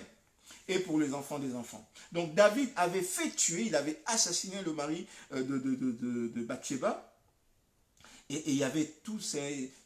Voilà, il y avait beaucoup d'autres choses qui se sont passées après. Donc, on se dit, par exemple, en conclusion, que, voilà, que nous devons vraiment faire attention au péché de la chair, qui a des conséquences plus graves et terribles que d'autres péchés. Il y a les autres péchés, il y a peut-être des conséquences qu'on peut quantifier et mesurer, et puis voilà. Mais les conséquences du péché de la chair, ça nous détruit en fait toute une destinée. Amen. Ça nous détruit une destinée. Et si ça ne détruit pas la destinée, en tout cas, ça met en mal, en fait, notre descendance même. Parce qu'il y a des personnes qui sont nées ou qui peuvent naître, il y a des esprits qui rentrent, en fait, en nous, que nous ne connaissons pas. Et après, quand nous rentrons dans notre famille, nous faisons quoi? Eh bien, nous transmettons ces démons-là, nous les donnons à notre femme. Parce que nous avons été ailleurs. Nous avons couché avec une femme. Ou nous avons été ailleurs en tant que femme, nous avons couché avec un autre homme. Maintenant, nous, avec cet homme-là, nous sommes devenus un. Il y a d'autres personnes qui parlent en fait de fluides. Et ce qui est vrai. Il y a des fluides qu'on échange. Et ces fluides-là, en fait, passent aussi avec des esprits. Amen. Qui passent avec des esprits. Et maintenant, lorsque nous rentrons à la maison chez nous, en couchant avec notre femme, nous transmettrons en fait ces démons, soit à nos femmes, soit à nos maris. Et c'était le cas, en fait, que le Seigneur avait protégé justement Uri de cela, puisque la femme Bathsheba allait transmettre à Uri les démons qui étaient dans le roi David. Amen. Et le roi David, avec toutes ses femmes et ses concubines, tous les démons qui étaient en lui, en fait, on va dire, tous les démons qui étaient en lui, tous les esprits qui l'animaient, qui l'ont réveillé même la nuit, qui l'ont empêché d'aller au combat, et était maintenant dans cette femme-là. Il allait passer à son mari. Amen. Et le Seigneur protège son mari. Uri ne savait pas, il vient. Il y a des fois, il nous arrive un truc, on ne sait pas que le Seigneur nous protège. Et des fois, il nous arrive, des fois, on était dans une situation, dans la désobéissance, dans une situation, et voilà, le Seigneur nous protège d'une autre situation, et des fois, quand le Seigneur nous ouvre les yeux, il dit, waouh! Mais quand le Seigneur nous ouvre les yeux pour comprendre cette situation, le Seigneur nous protège de cette situation, éloignons-nous de cet esprit-là. Amen. Éloignons-nous de cet esprit. Parce que ce que cet esprit cherchera, c'est de rentrer et de reprendre le corps de reprendre le corps en fait qu'il utilisait. Amen. Vous voyez ce que David, les démons qui étaient dans David voulaient faire? Ils voulaient récupérer Uri. Parce que si Uri rentrait coucher avec son épouse, c'est-à-dire que l'esprit qui est dans David, qui est dans sa femme, la fille, et devait aller. Donc c'est-à-dire maintenant, il devait, c'est-à-dire dans cette maison-là, c'était un couple à 3 personnes. Donc dans cette famille-là, dans le couple de Uri, il y aurait sa femme, il y aurait aussi David. Donc c'est une abomination. Amen. Comme dans cette famille-là, David avait déjà fait introduire en fait ses concubines et ses femmes, Abigail, les trucs, tous elles étaient dedans. Amen. Donc maintenant en fait, Uri, David voulait maintenant récupérer le corps d'Uri pour l'utiliser. Amen. C'est-à-dire que Uri, en couchant avec sa femme, était corrompu. Il allait penser que l'enfant était le sien, mais alors que l'enfant n'était pas le sien. Amen. Donc il était corrompu dans quelque chose, dans un mensonge, il vivrait dans un mensonge et à une abomination, jusqu'à ce que Uri peut-être aurait vécu des conséquences graves plus tard. Et Dieu l'a épargné. Dieu a préféré même que Uri meure. Amen. Que Uri meure parce qu'il savait que Uri aimait beaucoup sa femme, que de laisser Uri apprendre un jour que voilà, l'enfant, et le roi avait couché avec eux. Voilà. Donc Dieu a préféré même mettre Uri dans son repos, David croyant que c'est lui qui a tué, voilà. Dieu a permis que Uri aille se reposer. Et après, il envoie en fait son serviteur voir son prophète Nathan pour aller voir en fait David. Et le Seigneur n'a pas été tendre sur David. On va prier puisque nous arrivons à la fin. Et le Seigneur n'a pas été tendre puisque le Seigneur a regardé toutes ces choses-là d'un œil vraiment triste. David avait attristé le Saint-Esprit dans une dimension comme beaucoup de serviteurs de Dieu, mais leur cœur ne s'attriste pas. Parmi nous, il y a beaucoup qui sont dans cette situation, ils abusent de leur autorité royale, ils abusent de leur autorité dans leur mission. On leur donne un travail, ils abusent en fait de leur autorité dans le poste, dans le travail. Et tous les gens qui sont tout autour, la vie de tous les gens qui sont tout autour devient un enfer. Justement parce que un qui a désobéi. Il y a un qui a désobéi. Il y a une, voilà, homme ou femme, alors ce n'est pas un, il y a homme ou femme qui a désobéi et qui est tombé dans ses péchés et dans la désobéissance et qui met en fait toute la situation en fait en mal.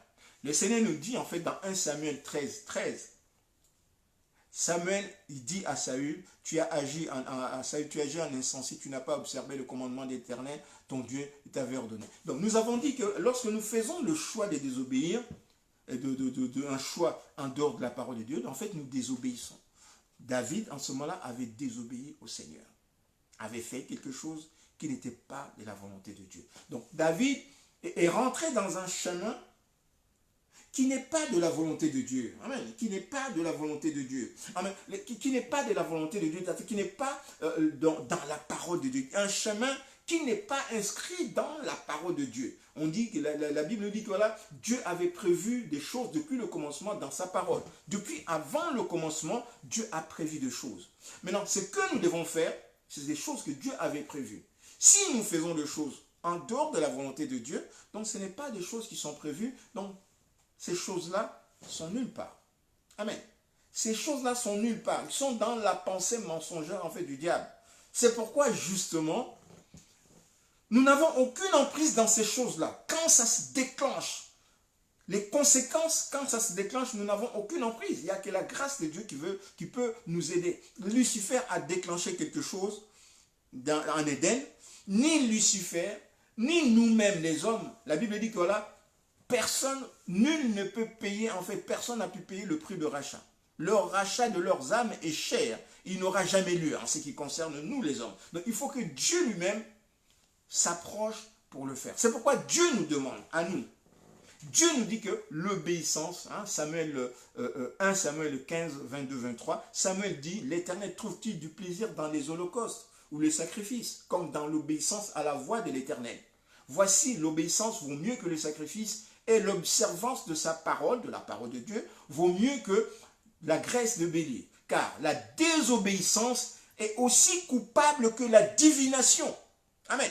Donc la désobéissance est aussi coupable que la divination. Pourquoi? Parce que, pourquoi la divination? On parle de la divination lorsqu'on sort de la pensée de Dieu pour aller dans les pensées du monde, pour commencer à faire les pensées du diable, les pensées du monde dans des loges.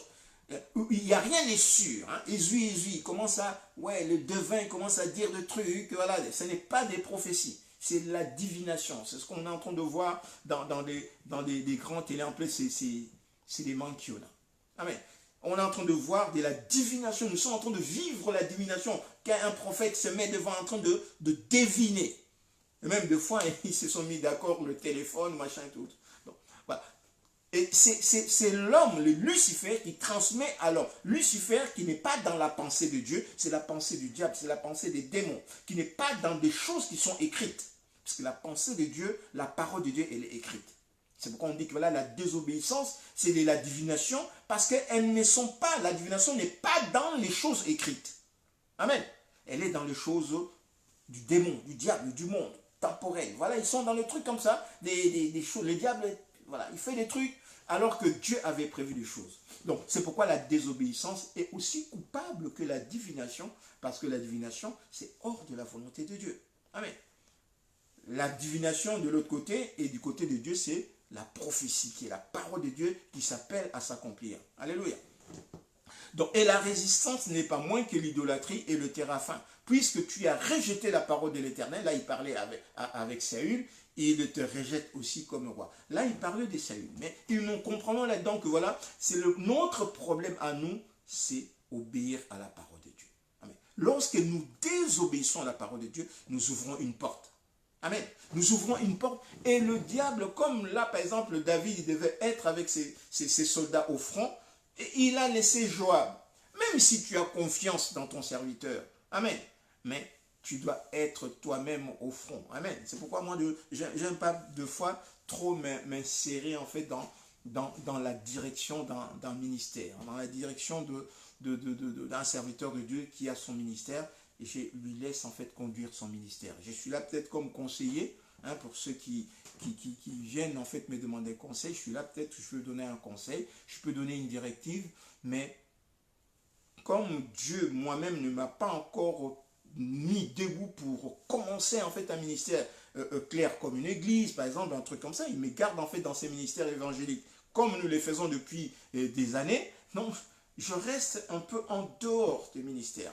Ceux qui comprennent, ils comprennent. Ceux qui ne comprennent pas, des fois, ils se mettent des choses dans les idées. Je suis là comme un conseiller. Je peux venir de temps en temps prendre part. Amen. Mais je ne suis pas, pour le moment, je ne m'implique pas parce que je n'ai pas reçu le goût du Seigneur encore pour rentrer dans ces choses. Je n'ai pas encore reçu le goût du Seigneur. Donc ne m'en tenez pas à rigueur. Je le dis au nom de Yeshua. Amen. Donc voilà, et nous devons comprendre ces choses-là parce que lorsque nous déclenchons quelque chose comme ça, dans la désobéissance, les conséquences ne sont plus à notre portée. Les conséquences ne sont plus à notre portée. On ne peut pas le maîtriser. Amen. On ne peut plus le maîtriser parce qu'on détruit en fait notre famille, on détruit même des dommages. L'enfant par exemple qui était né de leur machin, il est né selon les lois, comme on avait dit, cet enfant-là est né selon les lois de la matière. Amen. David a posé sa sémence, un enfant est né, c'était au moment où la femme était fertile, on va dire, et puis il y a un enfant qui est né. Mais cet enfant-là, ce n'était pas de la volonté de Dieu. Écarté. Amen. Écarté. Donc, le Seigneur aussi pourrait faire cela, mais le Seigneur dit, voilà, il y a de bons grains et des livrets. Amen. Le bon grain et des livrets. Non, je ne demande pas de regarder nos enfants qui sont nés comme des livrets, non. Il y a laissez-le croître, mais non, on parle afin que ces enfants-là puissent rentrer dans le Seigneur. Alléluia. Donc, voilà, nous allons continuer. On s'arrête là ce soir. Nous allons continuer samedi matin. Et c'est samedi matin où nous allons voir en fait les deux exemples qui nous restent. Le choix de la cupidité et de l'égoïsme avec Ananias et Saphira. On va lire ça dans Acte 5. Et après, on va voir aussi le choix de l'orgueil et de l'ingratitude. Amen. il y a aussi le choix de l'orgueil et de l'ingratitude. Alléluia. C'est-à-dire que quelqu'un nous a fait du bien. Quelqu'un nous a fait du bien pendant que nous n'avions encore rien. Hein, quelqu'un nous a aidés, nous n'avions encore rien. Quelqu'un nous a aidés et puis nous avons obtenu la chose. Hein, nous sommes grands, nous sommes riches. Et après, maintenant, nous commençons à regarder cette personne-là comme moins que rien. Comme des serviteurs de Dieu qui, après, ils veulent en fait une femme du ministère. Hein, ils ont une femme à la maison, mais lorsqu'ils se déplacent, ils se déplacent avec une femme, une sœur de l'église, comme femme de ministère. Ils vont coucher avec elle et tout, partout ils vont ensemble. Amen. Et après, maintenant, ça commence à dénigrer la femme à côté. Même la femme, finalement, elle s'en va. Hein, on connaît un frère qui a eu, en fait, ses frasques avec plusieurs femmes et tout, qui sont mortes les unes après les autres. C'est des situations comme ça. Amen. Donc, il y a le choix de l'orgueil, avec de la cupidité et de l'orgueillisme, avec Ananias et Saphira, et le choix de l'orgueil, de l'ingratitude. Quelqu'un qui t'a fait du bien, au lieu en fait de lui rendre le bien pour le bien, amen, nous lui rendons le bien, hein, nous rendons plutôt le mal pour le bien qu'il nous a fait. Alléluia, nous sommes des ingrats. Et le Seigneur nous dit que voilà, les ingrats, les efféminés, les orgueilleux, tous ces gens-là qui s'attachent à la chair pour faire de choix, ils ne rentreront pas dans son royaume. Donc c'est des choix que nous sommes en train de regarder, c'est pour comprendre en fait les petites erreurs que nous faisons et qui portent en fait des grandes conséquences après. C'est des petites erreurs. Adam, Lucifer et dans le jardin d'Éden, c'était juste la pomme, pousser l'homme à manger la pomme, mais regardez cette désobéissance, cette petite désobéissance aux vues humaines. Hein, à la vue humaine, c'est une petite désobéissance, mais aux grandes conséquences. Amen. David, c'est juste un plaisir charnel. Oui, j'avais pris mon plaisir. Oui, tu as pris ton plaisir. Oui, mais regarde les conséquences. Alléluia. Les grandes conséquences. Saül, c'était quoi? C'était, ouais, ben, je vais moi-même aller immoler. Voilà, il veut prendre, voilà, c'est moi le roi. Je m'en fous de Samuel le prophète. Moi-même, tu n'es pas sacrificateur. Tu n'es pas roi sacrificateur, mais tu es roi. Et voilà la conséquence. Il a perdu en fait sa royauté. Alléluia. Salomon aussi pareil, le plaisir charnel. Alléluia. Ananias et Saphira, comment dire, c'était l'égoïsme, la cupidité. Là, je vais garder pour moi, je vais garder pour moi. Hey. Alors, si tu as accepté, le problème c'est que si on a accepté une alliance avec le Seigneur, si nous avons accepté une alliance avec le Seigneur, nous devons marcher selon cette alliance. Alléluia. Si nous disons avec le Seigneur que voilà, nous marchons selon une alliance avec le Seigneur, nous devons observer cette alliance. Pourquoi observer cette alliance? Parce que l'alliance avec le Seigneur est écrite. Alléluia. L'alliance, lorsqu'on fait l'alliance, on fait des déclarations. C'est des paroles. Amen. Lorsqu'on fait une alliance avec le Seigneur, on fait des déclarations. Lorsque le Seigneur avait permis que Jacob puisse récupérer son droit d'aînesse, déclaration, c'est pourquoi Jacob devait dire à son frère Ésaü, dis-moi aujourd'hui, jure-moi aujourd'hui que tu me cèdes le droit d'aînesse, que tu me vends plutôt le droit d'aînesse. Alléluia. Donc c'est la parole, une alliance. La parole que nous donnons nous lie. Amen. C'est pourquoi les serviteurs de Dieu, lorsqu'on fait une alliance, ils élèvent leur voix. Hein, ils demandent à la personne, s'il y a quelqu'un qui est là dans l'assistance, qui veut s'opposer à cette alliance. Et si tu ne t'opposes pas, tu t'étais à jamais. J'aime bien cette parole lorsque les serviteurs de Dieu disent cela. Tu t'étais à jamais. Alléluia. Tu t'étais à jamais. Amen. Et il y a autre chose en fait que et ça en fait je le dis souvent, c'est que le serviteur de Dieu oublie souvent lorsqu'ils bénissent en fait un couple. Lorsqu'ils bénissent un couple dont il y avait déjà les enfants, ils doivent mettre en fait les enfants dedans. Pour bénir, prier pour les enfants, il faut que les enfants viennent. Les enfants du côté maternel, les enfants du côté paternel, il faut qu'ils viennent. Lorsqu'on va bénir, parce que là, la personne, lorsqu'on s'était marié avant, c'était une personne. Maintenant, c'est une personne avec ses enfants. Donc, ils viennent, il faut bénir avec les enfants. Il faut prier vraiment pour les enfants. Alléluia. Pour que l'alliance que le deux contractent, dans cette alliance, il y a les enfants qui sont compris. Et comme les enfants sont compris, on bénit toute l'alliance, on scelle avec les enfants sur la terre et dans le ciel. Alléluia. Il y a transfert d'autorité, transfert en fait des responsabilités et tout. Scellé dans le sang. Et ça, en fait, beaucoup de gens, en fait, on entend, c'est des choses qu'on est en train d'apprendre. Il faut que nous puissions les appliquer parce qu'on n'apprend pas seulement. On n'apprend pas seulement, mais on doit les appliquer. Hein. Le Seigneur dit que voilà, ne soyons pas des serviteurs de Dieu oubliés. Lorsqu'il y a des alliances, il y a des enfants, il faut associer les enfants et prier pour eux. Amen. On demande aux femmes, par exemple, à la femme, tu acceptes ton mari? Oui, j'accepte. Tu demandes au mari, tu acceptes ta femme? Oui, tu acceptes. Mais est-ce que tu lui as demandé si tu acceptais les enfants? Amen. Puisque tu as aimé les enfants, il y a les enfants, la femme, il y a les enfants déjà. Tu acceptes les enfants, tu le prends en charge, tu vas te considérer comme leur père. Et tu te retournes vers la femme. Est-ce que tu acceptes les enfants? Tu vas les considérer comme le père. Amen. Et les enfants, vous acceptez votre mère. Amen. Et transfert d'autorité, transfert de responsabilité est scellé. Amen. Lorsqu'on a scellé ces choses, amen. Bon. Que le Seigneur nous aide. En tout cas, pour le prochain mariage, si le Seigneur nous permet de le bénir, nous, moi et maman, les enfants, si c'est un mariage, en fait, une famille récomposée, les enfants, transfert d'autorité, transfert de responsabilité, il faut que les enfants soient associés. Donc on dit que voilà, c'est-à-dire que c'est pourquoi on ne prend pas ces choses-là à la légère. On ne prend pas ces choses-là à la légère. Amen. On ne prend pas ces choses-là à la légère et le Seigneur nous en parle pour que nous puissions en fait partager avec le bien-aimé. Amen. Ce qu'on dit, voilà, c'est que le Seigneur dit, voilà, c'est que je vous dis en secret, dites-le sur le toit. Et nous avons la responsabilité de dire certaines choses sur le toit afin que ce ne soit pas seulement nous, que tout le monde puisse le connaître. Alléluia. Donc, voilà, samedi, on va voir juste les choix de la cupidité et de l'égoïsme avec Ananias et Saphira et le choix de l'orgueil et de l'ingratitude avec Nabal dans 1 Samuel 25, de 1 en 23. Comme ça, on rentrera plus dans le détail. Au nom de Yeshua. Voilà, nous sommes Nakatina Yeshua. On va remettre en fait cette petite chanson et après on va prier. On va remettre cette petite chanson et après on va prier. Alléluia. Merci Adonai Yeshua pour la grâce que tu nous fais, Père de gloire, d'être là. Seigneur, nous avons entendu ta parole, Yeshua. Seigneur, toi, tu es dans ta parole pour accomplir ta parole. Seigneur, fais-nous rentrer dans la profondeur de ta parole, Père.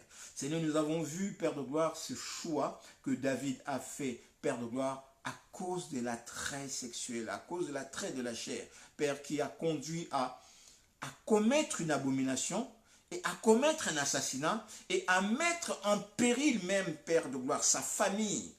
À mettre en péril sa famille et à occasionner même une vie déréglée pour son enfant Saül jusqu'à la séparation, le schisme, Père de gloire, des enfants d'Israël. Seigneur, nous avons entendu. Aide-nous, Père de gloire, à discerner ces choses.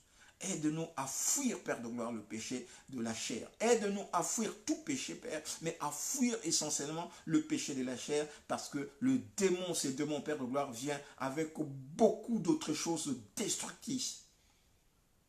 Aide-nous, Papa, à discerner ces choses. Aide-nous, Père de gloire, à rester fidèles avec nos épouses. Aide-nous à rester fidèles avec nos époux. Aide-nous, Père de gloire, à rester fidèles dans le ministère que tu nous as confié. Aide-nous à être même de modèle, Père de gloire, dans le ministère que tu nous as confié. Aide-nous, Père de gloire, à être à l'endroit qu'il faut pour la gloire de ton nom, Papa. Autant que tu as marqué, Père de gloire, comme à David, autant où les rois se mettent en campagne, il devait être avec son peuple à la tête de son armée, Papa. Aide-nous, Yeshua, à discerner ces choses, à être là où il faut. Tu dis, Père de gloire, tu cherches tes serviteurs qui donnera à ton peuple la nourriture au temps convenable. Papa, si nous ne sommes pas là, il faut être, Père de gloire. Enseigne-nous, rectifie-nous, envoie tes serviteurs pour nous rappeler, Père de gloire, que nous devons être à tel endroit, à tel jour, à tel moment, Papa. Et là où nous serons, Père de gloire, fais que la communication, fais que le dialogue, fais que la paix règne. Même s'il y a des combats, même s'il y a des attaques, Père de gloire, que ton amour puisse, Père de gloire, régner, que ton amour puisse triompher, que l'œuvre de ta croix puisse triompher, Papa. Au nom de Yeshua, Papa. Seigneur, tout esprit contraire à ta pensée, pour tous ceux qui ont, nous tous qui avons accepté, Père de gloire, le Seigneur dans notre cœur, comme Seigneur et Sauveur, nous tous qui avons reçu cette parole, soit en différé, soit en direct, Papa, que je Seigneur de gloire, que ta parole s'assoie, que ta parole s'asseye, que ta parole prenne place, que ta parole devienne vie, que ta parole nous révèle, Père de gloire, la dimension, Père de gloire, de ta fidélité. Et donne-nous, Père de gloire, le modèle de ta fidélité, afin que nous devenions aussi fidèles comme toi tu es fidèle. Afin que nous aussi nous devenions fidèles comme toi tu es fidèle. Que nous puissions marcher dans la sainteté, dans l'obéissance à ta parole. Au nom de Yeshua. Seigneur, nous laissons la journée de samedi entre tes mains. Que ton nom soit glorifié, Père de gloire. Merci, Père de gloire, par ta grâce, de nous préserver jusqu'à ces jours de samedi, pour que nous puissions, Père de gloire, te glorifier et te bénir au nom de Yeshua. La gloire, la puissance et l'honneur t'appartient, Papa. Merci, merci, Père de gloire, pour tous ceux qui nous ont suivis en direct ou en différé. Merci, Père de gloire, pour tous ceux qui nous soutiennent, Père de gloire, en prière. Merci, je vais dire un peu de bonjour. Merci, Maman Christine, que le Seigneur soit glorifié et béni. Merci, servant de Yeshua. Merci, Maman Chantal. Merci, mon pasteur Juan Tonnerre. Merci, merci, merci, merci, merci. Merci, mon bien-aimé, bienvenu Mboyo. C'était le prémisse de cette soirée. Que le Dieu Tout-Puissant te bénisse. Bonne soirée, ma famille, Maman Christine. Que le Seigneur te bénisse, ma chérie. Béni, béni, Maman Annie. Que le Seigneur te bénisse. Shalom, voilà, c'était le choix. S'il y a des commentaires, envoyez-le-nous plutôt une box. On va voir les commentaires. S'il y a aussi une exhortation à nous faire passer, un message, un thème aussi. Et je pense à ma soeur Vanessa qui m'avait passé un thème. C'est en prière, hein? Je suis en train de prier là-dessus sur le thème. Parce que j'espère que tu as besoin de connaître ces choses-là. Il y a aussi peut-être d'autres personnes qui ont besoin de le connaître. Donc je suis en train de laisser ça entre les mains du Seigneur, que le Seigneur nous en parle. Amen. Donc gloire et louange à toi, Seigneur Dieu Tout-Puissant. Nous allons écouter cette chanson que nous avons entendue, Katinayo. J'aime bien cette chanson. Alléluia.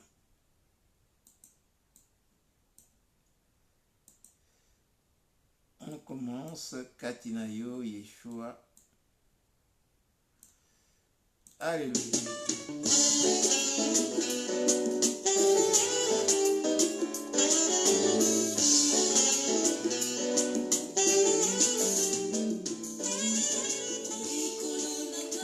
Shalom, shalom, shalom, que le Dieu Tout-Puissant soit glorifié et béni.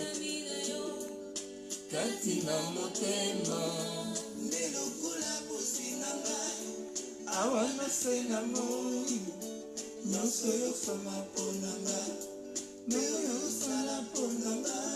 No mundi mutima esombi, no kula yembo ya leno, likolo ya tisi ya mundu, yamba ya mona esengo. Motema ebumbi ekokite, ekomi kodimana maloba, epuchi makasi kati ya moto, ebomani ekomilo yengo.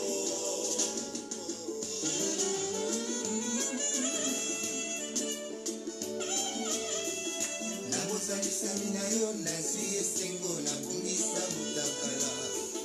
Nabozalisami na yo nazwi dunia nazangaka na mokili. Bolaka koyanola pe kolakisa. Merci Adonai Yeshua pour la grâce que tu nous as donnée, Papa. Merci Adonai Yeshua.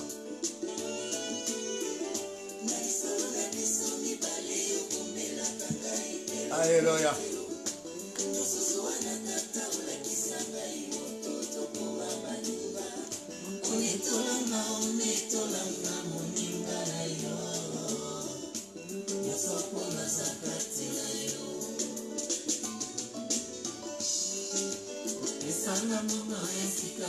Tu m'as donné un nouveau nom, un nom saint.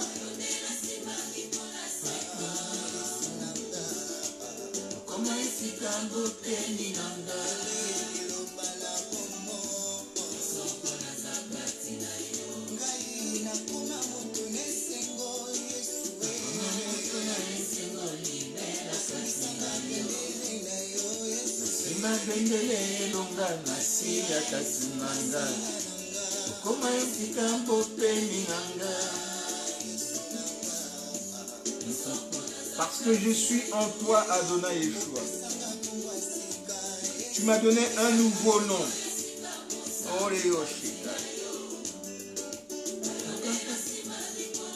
Tu me tiens, Père de gloire, pour l'éternité. Tu es devenu le lieu de mon repos. Alléluia. Parce que je suis en toi. Je suis dans la joie, Adonai.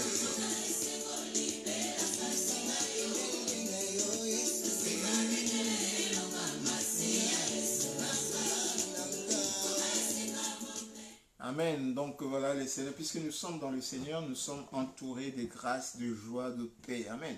Donc nous vivons dans cette paix, dans cette assurance que le Seigneur nous donne. Donc shalom, shalom, que la paix de Dieu qui surpasse toute intelligence vienne dans nos cœurs, garde nos cœurs en Yeshua. Voilà.